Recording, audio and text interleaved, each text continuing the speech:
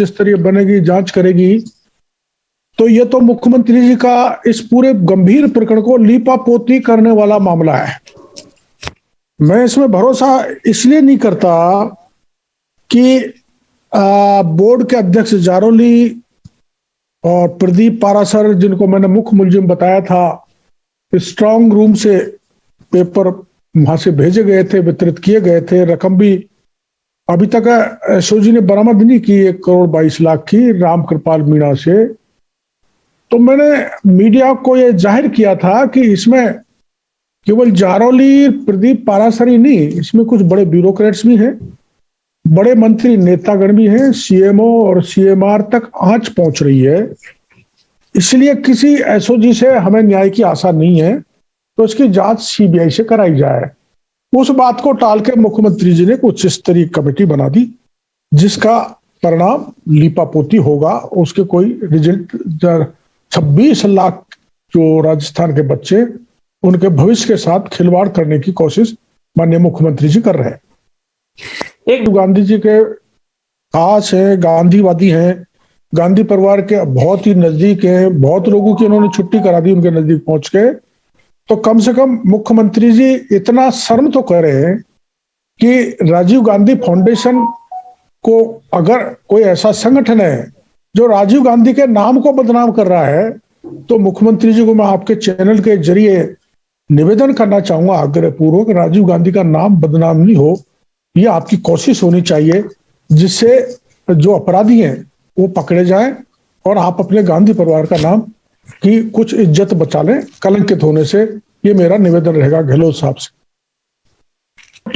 सेकनी होती तो मैं कड़ाके की ठंड में शहीद स्मारक पर धरने पर बैठा था और एक बत्तीलाल, छोटे दिलखुश 3-4 लोगों को पकड़ के कुंडली मार के एसओजी बैठ गई राजनीतिक दबाव में। और जब मैं एडीजी से मिला था एसओजी में, जहां आप भी मौजूद थे, उनके दफ्तर के बाहर धरना देकर बैठ गया। जब वो आगे बढ़े, भजनलाल पकड़ा गया और भजनलाल से रामकृपाल पकड़ में आ गया। लेकिन अब केवल जारोली को सस्पेंड कर देना, सेक्रेटरी को सस्पेंड कर देना या पारासर के खिलाफ कार्रवाई नहीं करने से काम नहीं चलेगा। इनको दोनों को गिरफ्तार करो, ये मुलजिम है। और उनकी आंच सीएमआर, सीएमओ और बड़े मंत्री ब्यूरोक्रेट्स तक पहुंचेगी। मेरे को तो आज जानकारी मिली है कि जो डॉक्टर प्रदीप पारासर हैं, इनकी धर्मपत्नी को राजस्थान यूनिवर्सिटी में सिंडिकेट का सदस्य भी गहलोत साहब ने बनाया है। तो इनको राजनीतिक संरक्षण प्राप्त है। जैसा जारोली साहब ने कहा है, राजनीतिक संरक्षण प्राप्त की इस घटना गपड़े में बात माध्यमिक शिक्षा बोर्ड का अध्यक्ष कह रहा हो, तब तो सीधा आरोप मुख्यमंत्री जी पर है, सीएमओ पे है, सीएमआर पे है, बड़े मंत्रियों पर है, ब्यूरोक्रेट्स पे। तो उसकी सच्चाई उजागर होनी चाहिए। उजागर सीबीआई कर सकती है, एसओजी नहीं कर पाएगी। तो शक इसलिए हुआ था कि रिकॉर्ड रिजल्ट घोषणा करने की जल्दबाजी सरकार इसलिए कर रही है कि इस पूरे प्रकरण पर पर्दा डाल दिया जाए, इसको डाइल्यूट कर दिया जाए, इसको डाइवर्ट कर दिया जाए।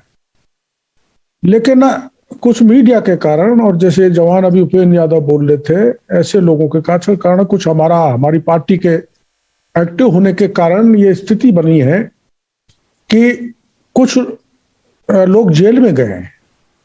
लेकिन उस समय मुख्यमंत्री जी भी ये कह रहे थे कि पेपर लीक नहीं हुआ। उस समय माननीय शिक्षा मंत्री जी ये कह रहे थे जो पेपर लीक की बात करता है उसको गिरफ्तार करके जेल में डाल दो। तो सरकार की सबसे बड़ी एजेंसी एसओजी ये कह चुकी है कि पेपर शिक्षा संकुल से लीक हुआ है। सरकार एक तरह से मान गई। तो सरकार एक तरह से मान गई, जो अभी उपेंद्र ने नई बात बताई है। कुछ लड़के ऐसे परिश्रमी हैं जिनका जिन्होंने वास्तव में मेहनत की है, लेकिन इसमें अधिकतर मेरी समझ में 50% लोग ऐसे हैं जिन्होंने पेपर खरीदा है, पेपर देखा है, जिसके आधार पर उनके अंक मिले होंगे। मैं सबको नहीं कहता। तो कोई युक्त रास्ता सरकार को निकालना चाहिए। जिसने मेहनत की उसके साथ अन्याय नहीं हो, और जिसने बिना मेहनत करके शिक्षक बनना चाहता है, वो राजस्थान के बच्चों का भविष्य बिगाड़ेगा, उसको भी चिन्हित करके आइसोलेट किया जाए। लेकिन मेरे को लगता नहीं, जब मुख्यमंत्री जी ये कह रहे हैं कि इसको लोग राजनीतिक रोटियां सेक रहे हैं, तो मुख्यमंत्री जी आप ये बताओ, आपकी आंखों के नीचे, आपके आंखों के सामने आपका चुना हुआ व्यक्ति जारौली शिक्षक संकुल में बैठ के पेपरों को लीक कर दे, आपके उस व्यक्ति को जिसकी धर्मपत्नी को आपने सिंडिकेट का मेंबर बनाया है वो पेपर को लीक कर दे, जिस मीणा का नाम मैंने शुरू में लिया था उसके द्वारा प्राइवेट आदमी के द्वारा बंटवाया जाए। अब मैं इसको क्या मानूं? 33 जिलों में से 32 जिलों में एडीएम डिस्ट्रिक्ट कोऑर्डिनेटर थे और मात्र एक पारासर जी, प्रदीप पारासर, प्राइवेट आदमी डिस्ट्रिक्ट कोऑर्डिनेटर था। तो ये क्यों किया? बोर्ड के कई नियमों में भी नहीं है कि आप प्राइवेट आदमी को ये बना दें। मैं आपको एक और बात कहना चाहूंगा, कुल मैं 2-4 दिन में एक और खुलासा करूंगा। ये जो बोर्ड के जारौली अध्यक्ष है, ये सुभाष गर्ग के पटु शिष्य है, चेले हैं, सारा उन्होंने गाइड किया है। तो एक मंत्री भी परोक्ष अपरोक्ष रूप से इस पेपर बेचने में, लीक करने में शामिल है, जिसके प्रमाण मैं अति शीघ्र आपके सामने, मीडिया के सामने लाऊंगा। पर यह दुर्भाग्यपूर्ण है कि राजस्थान के मुख्यमंत्री अभी तक एसओजी को वहां तक हाथ नहीं डालने दे रहे हैं, जो मगरमच्छ ये जवान ने, उपेंद्र ने बताया, जिनको मैं भी मगरमच्छ मानता हूं, उनको जब तक पकड़ेंगे नहीं तब तक, जो सूत्र मैं आपको मीडिया में कल कहा था कि सीएमओ, सीएमआर, बड़े मंत्री, बड़े ब्यूरोक्रेट तक जाते हैं, जब तक वो शिकंजे उन पर नहीं कसे जाएंगे तब तक काम चलने वाला नहीं है। ये मामला केवल जारौली तक नहीं है, केवल प्रदीप पारासर तक नहीं है, ये ऊपर तक है। मैं फिर आरोप लगा रहा हूं और जिसके प्रमाण कुछ दिन बाद में आपके समक्ष प्रस्तुत करूंगा। इसलिए मुख्यमंत्री जी, भला ये होगा प्रकरण को आप सीबीआई को दे दें। केवल जारौली सस्पेंड कर दिया या सेक्रेटरी सस्पेंड कर दिया, इससे काम चलने वाला नहीं है। बेरोजगार राजस्थान के 26 लाख संतुष्ट होने वाले नहीं है। जनता सड़कों पर है, उबाल है, प्रदर्शन हो रहे हैं, धरना हो रहे हैं, उग्र होते जा रहे हैं बेरोजगार। ऐसी स्थिति नहीं पैदा होनी चाहिए जैसी बिहार में हुई है। आप अपने आप को गांधीवादी कहते हैं तो गांधीवादी तरीके से किसी प्रकार की हिंसक स्थिति नहीं बने राजस्थान में। आप इसको सीबीआई को, इस जांच को थमा देना चाहिए। आपने अलवर में भी तो थमाया है, और अलवर की स्थिति आपने देखी। अलवर में सीबीआई को जांच देने के बाद लोकल पुलिस जांच कर रही है और सारे प्रमाण मिटा रही है। और आज एफएसएल की रिपोर्ट आई है, उसमें लड़की के कपड़ों पे वो सीमन मिला है, स्पर्म मिला है। तो ये तो इस ढंग से बदनामी नहीं हो। गहलोत साहब प्रकरणों को दबाने में माहिर है। इस जो ये 26 लाख बेरोजगार है, उनके भविष्य के साथ भी राजस्थान के मुख्यमंत्री खिलवाड़ करना चाहते हैं। ये खिलवाड़ राजस्थान की जनता, राजस्थान के जवान, बेरोजगार संघ और पॉलिटिकल पार्टीज नहीं होने देगी। और मैं तो पूरी तरह से शुरू से इनके साथ हूं और आगे तक भी कंधे से कंधा मिला के, चाहे गहलोत साहब लाठी चलाएं, जेल में डालें, गिरफ्तार करें, कुछ भी करें, लेकिन ये अन्याय नहीं होने देंगे। राजस्थान में लेकर इतने पेपर उपेंद्र ने गिनाए हैं, इतने पेपर लीक हो गए।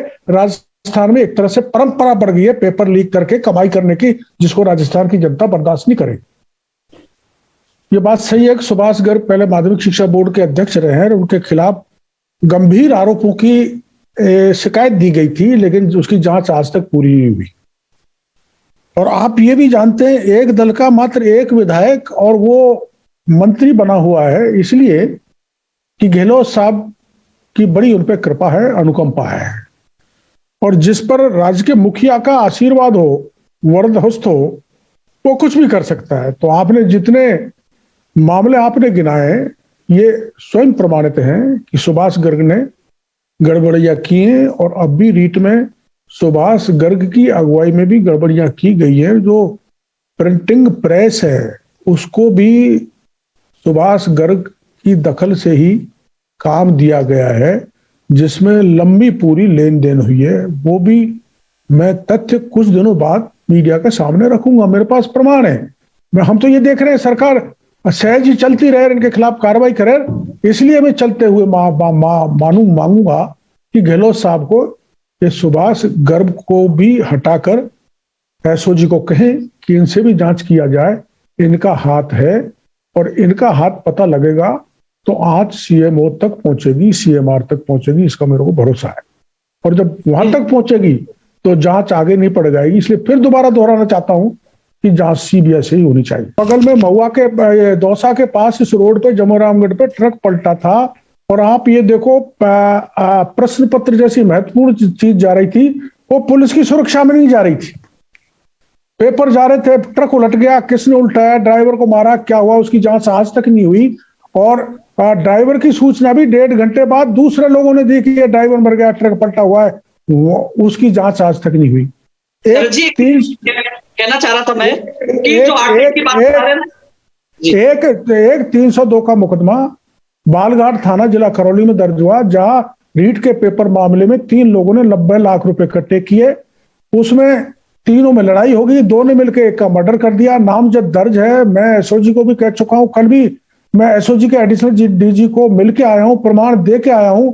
उन्होंने मेरे को भरोसा दिया है कि आप जो प्रमाण दे रहे हैं इन पर हम आगे बढ़ेंगे, बेहिचक बढ़ेंगे, किसी प्रकार का दबाव हम पर नहीं है।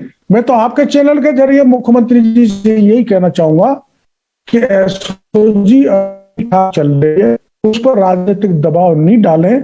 जहां तक है उनको स्वतंत्र रूप से काम करने दें, लेकिन भरोसा नहीं है मेरे को। गहलोत साहब जब अलवर कांड के उसको प्राइवेट पार्ट पे इंजरी बता सकते हैं तो इसको भी दबा सकते हैं। इसलिए सीबीआई की जांच हो, ये हमारा पक्का मनसा है, प्रबल इच्छा है, उसको मुख्यमंत्री जी पूरा करें।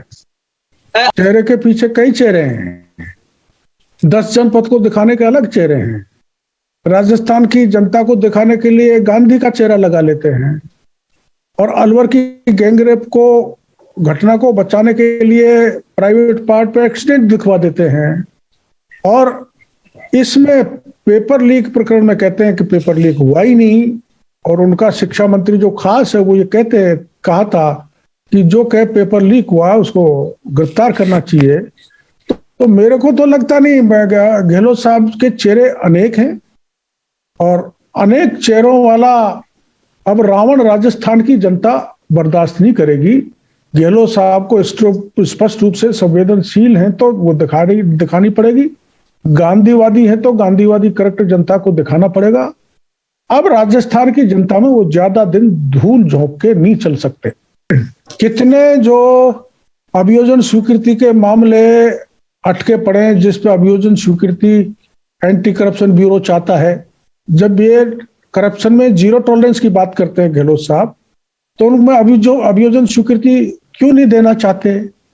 क्या कारण है कि उनमें अभियोजन स्वीकृति आज तक गहलोत साहब नहीं दे रहे, जो ईमानदारी का चोगा ओढ़ते हुए घूमते रहते हैं?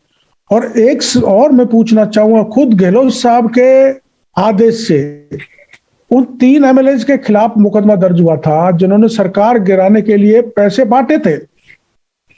उस जांच को भी गहलोत साहब ने इसलिए दबा दिया कि वो उनके पक्ष में खड़े हो गए। इसलिए जो उनके पक्ष में खड़े हो गए, चाहे उन्होंने पैसे बांटे हो सरकार गिराने के लिए, चाहे इलीगल माइंस चला रहे हो, जो दारू का धंधा कर रहे हो, चाहे गुंडों से मिले हुए हो, चाहे माफियाओं से मिले हुए हो, वो सब एमएलए अब गंगा में पवित्र हो गए गहलोत साहब की में। तो मैं गहलोत साहब से ये कहना चाहूंगा, अगर 0 टॉलरेंस रखते हैं, जिन एमएलए के खिलाफ आपके निर्देश पर एसीबी में मुकदमा दर्ज हुआ था, जरा एसीबी को कौन आगे बढ़े, उन एमएलए को जिसने राजस्थान को जिन्होंने भ्रष्ट करने की कोशिश की, उनके खिलाफ कार्रवाई क्यों नहीं करते हो? इसलिए नहीं करते कि चाहे राजस्थान लुट जाए लेकिन गहलोत साहब की कुर्सी सुरक्षित रहनी चाहिए। एकमात्र फार्मूला उन्होंने अपना रखा है। क्यों नहीं थी? हाँ, ये बड़ी बात है। चालक को किसी ने मार तो नहीं दिया, मर्डर तो नहीं कर दिया, चालक के परिवार ने ये आरोप भी लगाए। हाँ, क्यों नहीं पता लिया कि वो मारा है कि एक्सीडेंट से मरा है, और कोई भी साथी नहीं था उनके साथ? ये कैसा तमाशा चल रहा है राजस्थान में? अकेला ड्राइवर ले जा रहा है, पलट रहा है, 1.5 घंटे बाद पुलिस को सूचना मिल रही है, दौसा की पुलिस पहुंच रही है, जमोरामगढ़ की पुलिस पहुंच रही है, तो उसमें आगे पुलिस। फिर मैं बालघाट का 302 का मामला बता रहा हूँ, 90 लाख इकट्ठे हुए रीट के मामले में। केवल एफआईआर दर्ज करके मैंने लोकल पुलिस को भी कहा था, भाई ये एसओजी की जानकारी भी दो, तो उन पर हाथ क्यों नहीं डाल रही है? उस उसका खंडार का एक जाट पकड़ा है जिसकी धर्मपत्नी ने जोधपुर में परीक्षा दी और उसने 5,000 लोगों को पेपर और दे दिया। वो महिला गिरफ्तार नहीं हुई, उसका पति नौकरी में नहीं, उसको गिरफ्तार करके वो बेल आउट भी हो गया।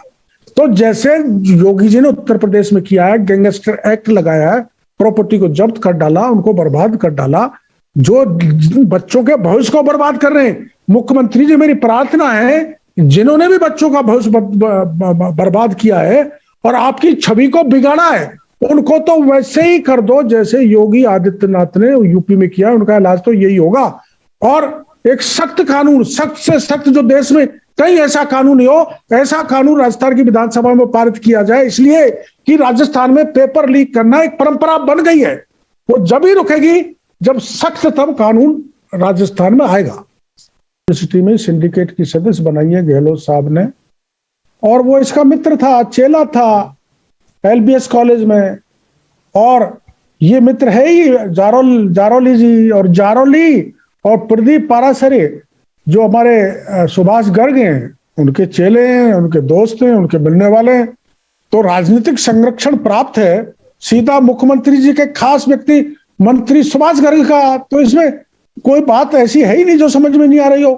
तो राजनीतिक संरक्षण तो प्राप्त है ही इनको, इसलिए ये बच रहे हैं। इसलिए 4 महीने से अभी तक कोई जांच नहीं हुई, ना कार्रवाई हुई। कार्रवाई तो जब मानेंगे जब जारोली गिरफ्तार हो जाएगा, प्रदीप पारासर गिरफ्तार हो जाएगा, और जो मैंने कल उनको, अभी मैं खुलासा नहीं करना चाहता, एसओजी के एडिशनल डीजी को जो प्रमाण देके आया हूं, वो गिरफ्तार हो जाएंगे जब मैं मानूंगा कि कुछ एसओजी आगे बढ़ने लगी है और उस पर कोई राजनीतिक दबाव नहीं है।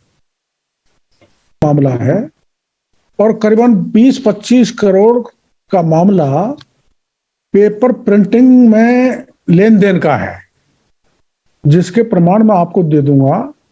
तो ये बड़ा घोटाला है पेपर लीक करने में। क्या है, दरअसल में प्रिंटिंग का मामला जो है उसमें पैसे जारोली को नहीं मिले, तो जारोली, प्रदीप पारासर और रामकृपाल मीणा ने योजना बनाई। ये तो छोटी सी रकम है, 20-25 करोड़ की क्या लड़ाई लड़ना। 1000-1200 करोड़ का मैं फार्मूला बता देता हूं, और ये 1000-1200 करोड़ का formula Ramkripal Meena, doctor Pradeep Parashar, doctor DP Jaroli ने शिक्षा संकुल में बनाया था 24 तारीख को। और उनके 6 निजी लोगों को ये पेपर दिए गए थे, जो चारों और राजस्थान का कोई जिला बचा होगा जहां पेपर नहीं गया होगा।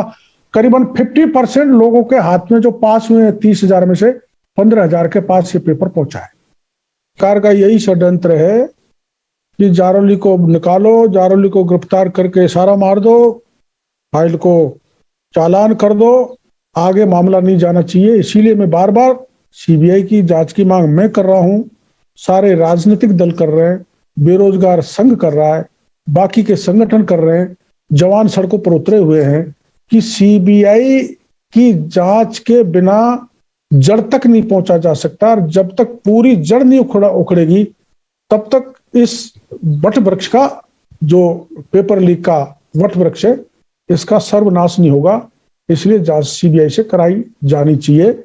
आपने जो डाउट बताया, संदेह, वो संदेह मेरे को भी है कि जारोली को चढ़ा के और इतिश्री कर दी जाएगी, जिसको राजस्थान की जनता लाइक करने वाली नहीं है।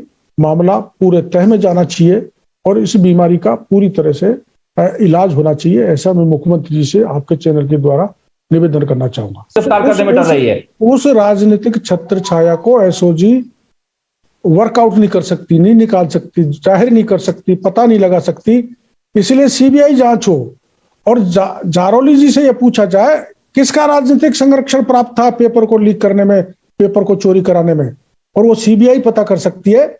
और मेरी समझ में ये जारोली ने यह बयान देके मुख्यमंत्री जी को धमकाया है, सरकार को धमकाया है। तो मैं मुख्यमंत्री जी से कहूंगा, आप एक साधारण से बोर्ड के अध्यक्ष के सामने, धमकी के सामने झुके नहीं, प्रकरण को सीबीआई को दें ताकि पता लगे।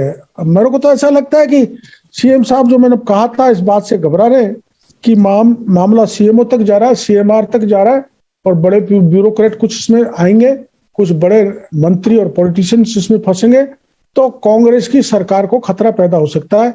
इससे सावधान होकर, हो सकता है गहलोत साहब जारोली से पर्दे के पीछे समझौता कर लें और उसको बाद में रिहेबिलिटेट कर दें।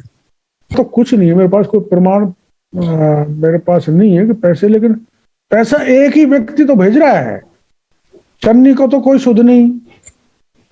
पूरी कांग्रेस को, देश की को गहलोत साहब चला रहे हैं। चुनाव का फाइनेंस हो और कोई 10 जनपद चलना हो, कोई कार्यालय एआईसीसी का चलना हो, सारा खर्चा ये दे रहे हैं, तो ये तो जग जाहिर है गहलोत साहब भी पूरा खर्चा दे रहे हैं कांग्रेस का। तो इसलिए आज की तारीख में कांग्रेस में सबसे बड़ा चेहरा गहलोत साहब हो गए हैं, क्योंकि कांग्रेस को फाइनेंस कर रहे हैं। इतने एमएलए से नाराजगी दिखा दी, और खुद इनके उप मुख्यमंत्री ने खूब नाराजगी दिखा दी। चक्कर लगाते लगाते परेशान हो गए, शिकायत करते करते। उनकी कोई 10 जनपद में सुनने वाला नहीं है, दिल्ली में सुनने वाला नहीं है, राजस्थान के विधायकों की सुनने वाला नहीं है। इसीलिए कि थैले के थैले भरे हुए पैसे ऑल इंडिया कांग्रेस को केवल दे रहे हैं तो गहलोत साहब दे रहे हैं। बाकी हो सकता है थोड़ा बहुत छत्तीसगढ़ देता हो, पंजाब के तो चन्नी की नया ही है, उसके तो ईडी पहुंच गई, तो उसके बस की बात नहीं है। सारा खर्चा पूरे देश का गहलोत साहब उठा रहे हैं, इसलिए ये हाई कमान की भी परवाह नहीं कर रहे। सेना सड़क पर उतर गई। सेना का एक ऐसा श्रेष्ठ कमांडेंट जिसको शौर्य चक्र मिला हो, वो 13 दिन से अनशन पर है। मैं आज सुबह उनसे अस्पताल में मिल के आया हूं बेड पे। जिस ढंग से उनको एक भीड़ में डाल रखा है, बहुत जबरदस्त कीटाणु बॉडी यूरिन में आ रही है, उनकी केयर कोई की नहीं जा रही। मैंने कहा भाई इनको अलग से लगाओ, 13 दिन से भूखा है, इनको स्पेशल अटेंशन दो। लेकिन वो कोई डॉक्टर भी उपलब्ध नहीं था। ये एक मिसाल है, ये एक उदाहरण है। मैं उनको नमन करके आया हूं विकास जाखड़ को, कि एक फौजी कमांडेंट बेरोजगार जवानों की लड़ाई लड़ रहा है, बड़े हिम्मत के साथ, बड़े डेडिकेशन के साथ, बड़े निष्ठा के साथ। मैं उनको बारंबार नमन करना चाहता हूं। और मुख्यमंत्री जी, आपको फौजियों का अपमान नहीं करना चाहिए। आप जैसे शरद जी बता रहे हैं, देश का फौजी सीमा से इन बेरोजगारों के भविष्य के बारे में चिंतित हैं, और एक फौजी 13 दिन से अनशन पर है, जिसका जो जीवन और मौत के बीच खेल रहा है। जरा उस पर आप सेंसिटिव हो, संवेदनशील रुख अपनाते हुए उनकी आवाज को भी सुने, विकास जाखड़ की को भी, जिससे राजस्थान के बेरोजगारों का भविष्य संवर सके। केवल नौकरी का मामला नहीं है, नौकरी तो लग जाएगी, लेकिन निकम्मे लोग मास्टर बन गए तो हमारा पूरा राजस्थान का जवानों का भविष्य, जनरेशन का भविष्य बिगड़ जाएगा। इसलिए मुख्यमंत्री जी को प्रायोरिटी देते हुए विकास जाखड़ की बात सुननी चाहिए, उपेंद्र यादव की सुननी चाहिए, राजनीतिक दल के जो लोग उठा रहे हैं उनकी सुननी चाहिए। मैंने तो सबसे पहले उठाई थी, मेरी तो जब दोबारा सुनी है जब मैं एसओजी के दफ्तर के आगे बैठ गया। इसलिए हम सब कुछ करने के लिए तैयार है, लेकिन ये जो गड़बड़ घोटाला हुआ है इसको बर्दाश्त करने वाले नहीं। को पूरी जानकारी नहीं थी, उन्होंने इसलिए रीटोत्सव कह दिया कि 26 लाख में से 16 लाख बच्चे परीक्षा में बैठ गए, और वो पूरी राजस्थान की जनता का सहयोग था। कोई टेंट दे रहा था, कोई पानी पिला रहा था, कोई खाना खिला रहा था, कोई नाश्ता दे रहा था। राजस्थान की सरकार की कोई, वो तो जन सहयोग था। और इसलिए रीटोत्सव उन्होंने गलतफहमी में कह दिया होगा। उनको पता नहीं था कि इस रीटोत्सव में कितना भ्रष्टाचारोत्सव हुआ है, और अब शायद उनको अनुभव हुआ है। आप देख लेना, उन्होंने ट्वीट किया है अभी, जो मेरे को जानकारी दी है कि वसुंधरा जी ने अभी ट्वीट किया है, इसकी सीबीआई से जांच की मांग उन्होंने भी की है।